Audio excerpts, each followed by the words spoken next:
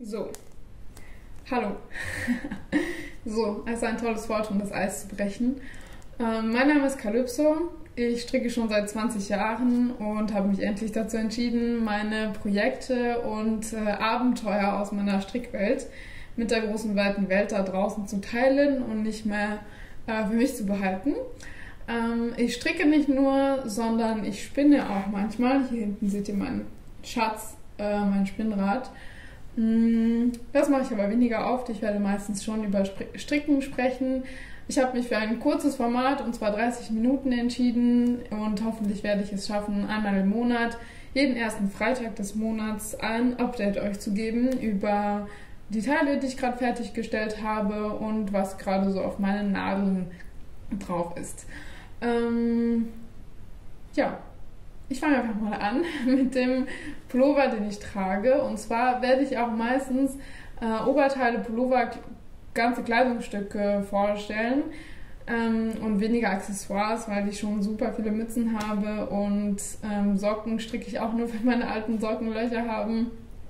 Also bei mir wird es hauptsächlich Oberteile und Pullover für das ganze Jahr lang geben. Ja. Ich trage heute den Jule von Susan Crawford. Das ist ein Design aus diesem The Vintage Shetland Project. Das ist ein super schönes Buch. Es ist auch ganz schön dick, wie ihr sehen könnt. Da sind sehr viele schöne Designs drin, unter anderem dieser hier, der Jule, der in diesem Buch von einer Frau und von einem Mann gemodelt wird. Deshalb ist es ein Unisex-Pullover. In dem Buch dominiert er die Farbe Blau. Ich habe aber damals diese Wolle gekauft, dieses Garn gekauft, in einem Geschäft, in dem ich gearbeitet habe, in meinem Wollgeschäft. Und da hatte ich auch Prozente und zu dem Zeitpunkt fand ich diese Woven Felted Tweed, ist das, wunderschön und habe mir einfach nach Gefühl Farben ausgesucht und kein genaues Projekt im Kopf gehabt, was ich daraus gerne machen möchte. Deswegen dominiert bei mir eher dieses hellgrau, beige mit dem Gelb. Und ja, ich glaube, da sind insgesamt 6 oder 7 Farben drin in diesem Fair Isle Pullover. Ich muss sagen, ich finde die Woven Felted Tweed auch super angenehm. Der Pullover ist eher dünn, der ist überhaupt nicht schwer, der ist sehr leicht und hält aber super warm.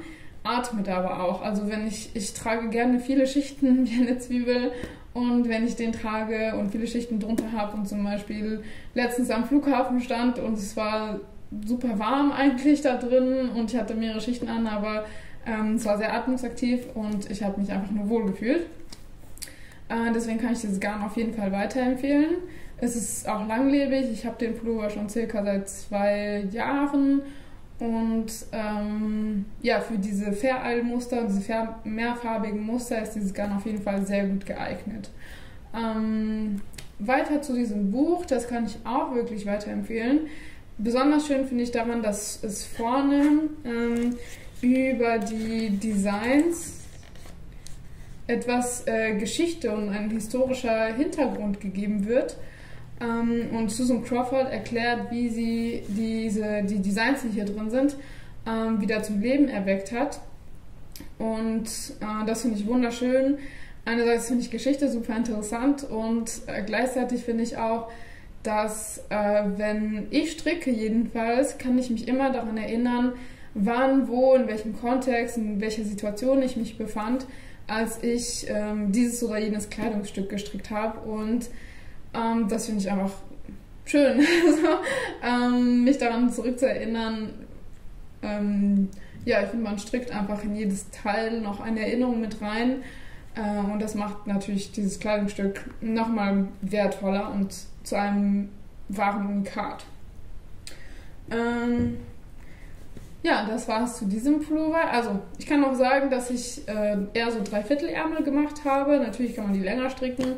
Weil ich fand, es passt einfach ganz gut zu dieser Kastenform und der ist auch nicht super lang geworden bei mir oder ist einfach auch nicht super lang in dem Design, deswegen fand ich Dreiviertelärmel auch ganz passend und schließlich bewege ich mich auch einfach sehr viel und mache sehr viele Sachen mit meinen Händen und dann finde ich Dreiviertelärmel einfach praktisch.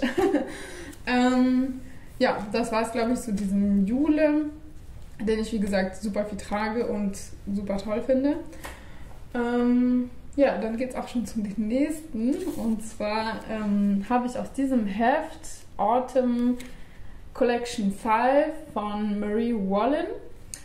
Ich stehe total auf Marie Wallin. Sie macht wunderschöne Designs, auch Fair Isle mit vielen Farben, aber auch verschiedene Muster. Und ich finde ihre Designs allgemein sehr elegant. Und aus dieser Autumn Collection fand ich besonders toll diesen Sapphire Cardigan. Und ich finde den einfach super schick und das Muster wunderschön, sehr filigran. Ja, und vor kurzem ist mir das passende Garn dazu ins Haus geflattert.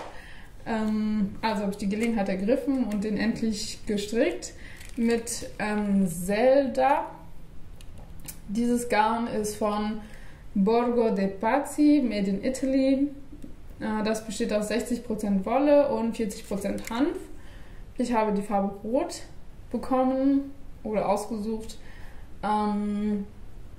Das ist kein so ein sehr kräftiges Rot, aber sehr schönes Rot. Also man sieht da noch die Hanfkomponente und ich finde das einfach wunderschön. Der ist vielleicht jetzt noch nicht ganz so weich, aber ich denke mit dem Tragen und wenn ich sie ein paar Mal wasche mit der Zeit, wird sie auf jeden Fall weicher werden, ein bisschen nachgeben.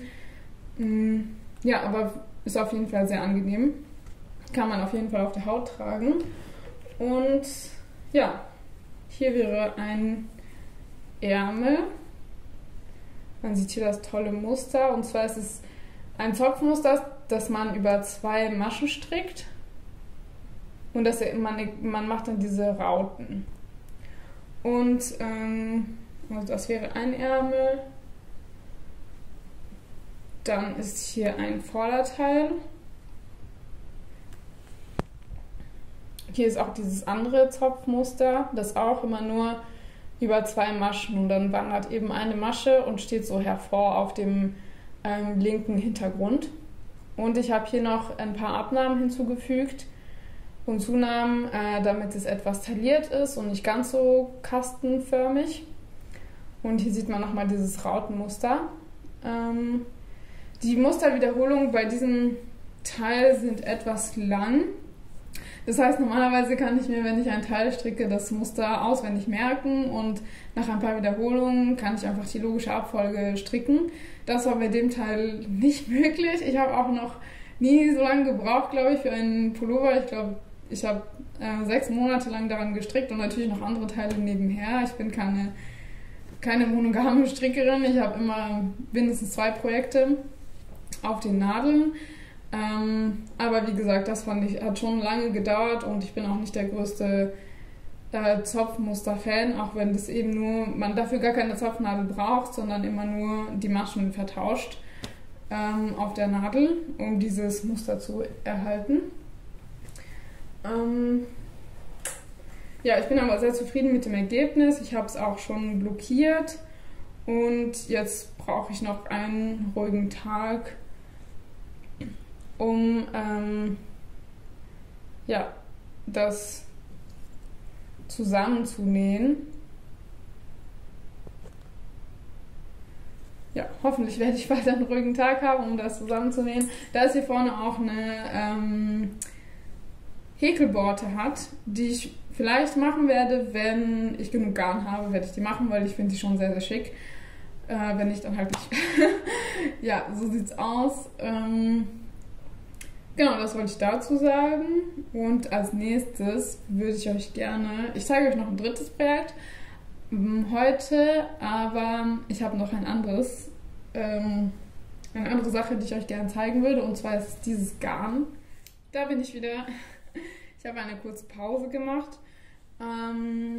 Ja, wo war ich stehen geblieben? Ich war stehen geblieben bei diesem Garn und bei dem Wollgeschäft Ovelha Negra in Porto. Da gab es wirklich eine wunderschöne Auswahl an Garnen und überhaupt war ich in Porto in einigen Wollgeschäften, die wunderschöne Garne also zur Auswahl hatten, und Portugal macht auch schöne Garne. Und bei Ovelia Negra bin ich auf Gusto Wool Carmen gestoßen. Das ist dieses Sockengarn in der Farbe 1402 und es hat eine Zusammensetzung aus 80% Merino und 20% Nylon. Auf 100 Gramm hat es also 400 Meter. Es ist handgefärbt, also es hat wirklich super tolle Farben. Ja, als ich das gesehen habe, hingen dann noch 3 Stränge.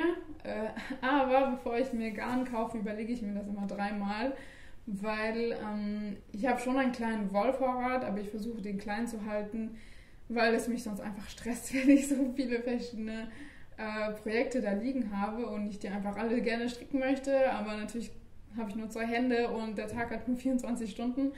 Deswegen versuche ich das zu minimieren und mir das wirklich ganz lange gut zu überlegen, bevor ich mir Garn kaufe. Auch weil ich gerne auch mehr Wolle spinnen möchte selbst. Ja, aber das hat mir super gut gefallen und da hingen noch 3 Stränge. Ich dachte, ich überlege mir das 1-2 Tage. Ich bin ja noch da. Als ich mich aber dann endlich entschieden hatte, die dann doch zu kaufen, hing da nur noch ein Strang. Da war ich natürlich ein bisschen traurig, aber die Verkäuferin oder Ladeninhaberin sagte, sie würde noch mehr davon bestellen und ich könnte das einfach online auf der Website kaufen und mir nach Deutschland liefern lassen. Also habe ich dann den einzigen übrigen Strang mir noch gekauft. Und ich wusste aber, dass wahrscheinlich die Partienummer von den Garnen danach, die nachkommen würden, anders sein würde, also die Färbung etwas anders sein würde. Deshalb habe ich mir dann auch 3 bestellt, als sie dann endlich zur Verfügung war online. Und ich hatte ein bisschen Angst, dass diese Färbung mir weniger gefallen würde. Das war aber im Gegenteil. Sie hat mir sogar besser gefallen. Hier ist der schöne Schatz. Und zwar sind die Farben auf diesen Strängen kräftiger. Da ist ein bisschen weniger Grün. Das ist gut für mich, weil ich nicht der größte Grün-Fan bin. Etwas mehr Rot, so Rottöne.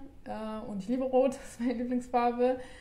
Schade ist, dass ein bisschen weniger Weiß drin ist, aber ja, das finde ich okay. Deswegen habe ich mir einfach 3 Stränge gekauft, damit ich auf jeden Fall ein Oberteil daraus stricken kann und nicht nur ein Accessoire. Und ja, mit dem 4., der in einer anderen Farbe ist, werde ich tatsächlich vielleicht eine Mütze machen, der einfach dann passen würde zu dem Oberteil. Mal sehen. Ich habe jetzt noch keine genaue Idee. Ich überlege mir das einfach noch ein bisschen. Ich habe ja noch 2 andere Projekte auf den Nadeln. Ich werde euch aber für heute noch ein Projekt zeigen und ich habe sogar noch eins fertig, das liegt aber im Schrank und es ist noch nicht blockiert. Das behalte ich mir auch noch für nächstes Mal vor. Ja, deswegen gehe ich einfach mal zu dem über, was ich euch noch als letztes zeigen möchte. Und zwar ist das der hier, wie gesagt, der ist noch in Arbeit. Und zwar hier habt ihr ein Vorderteil oder Rückenteil, je nachdem. Dann hier ein Ärmel und noch ein Vorderteil oder Rückenteil. Mir fällt auf, das Muster ist ähnlich als bei dem anderen roten Cardigan, den ich stricke. Aber hier ist es ein Lochmuster und kein Zopfmuster, aber die geometrische Form ist dieselbe. Und zwar habe ich jetzt hier alle 4 Teile schon auf eine lange Rundstricknadel getan, weil ich Raglanabnahmen machen möchte. Und damit die wirklich identisch werden auf allen 4 Teilen, finde ich es für mich einfacher, wenn ich alle 4 Teile direkt auf die Nadel tue und natürlich mit getrennten Wollknäuel alle 4 Teile dann bei allen 4 Teilen dann die Abnahmen mache. Und ja, dann erlebe ich auf keinen Fall Überraschungen beim Zusammennähen. Dann bin ich mir sicher, dass alle 4 Teile dann zusammenpassen und werde einfach den Kragen dann oben dann rund stricken. Für diesen Pullover, das wird eben ein Raglan-Pullover, habe ich die GGH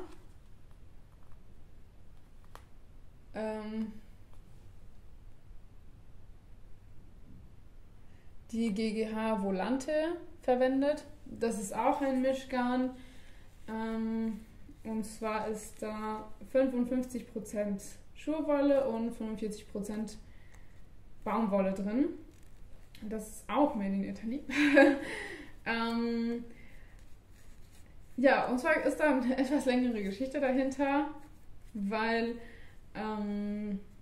ich hatte diesen Pullover schon, den stricke ich jetzt schon zum 3. Mal.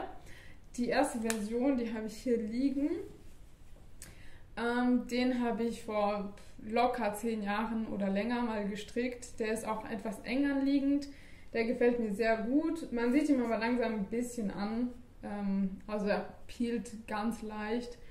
Und das Garn glänzt jetzt nicht mehr so wie am Anfang. Aber ich trage den immer noch und habe den sehr viel getragen. Und wasche den auch in der Waschmaschine im Wollwaschgang kalt.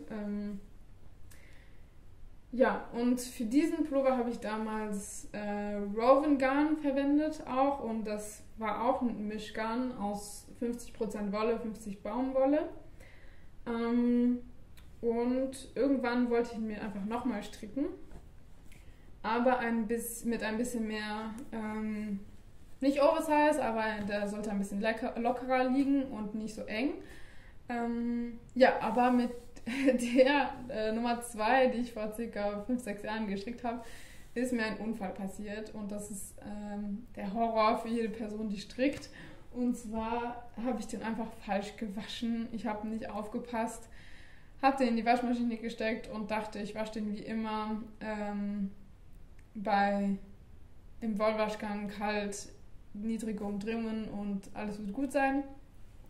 Leider habe ich nicht aufgepasst und den Knopf an der Waschmaschine irgendwie gedreht und dann kam er so raus, 2.0 von diesem Pullover. Ich war mein Herz hat geblutet, das passiert einfach mal im Leben einer Person, die strickt, auch wenn man das schon lange macht, passieren solche Unfälle. Ein paar wenige Male im Leben passiert das einfach.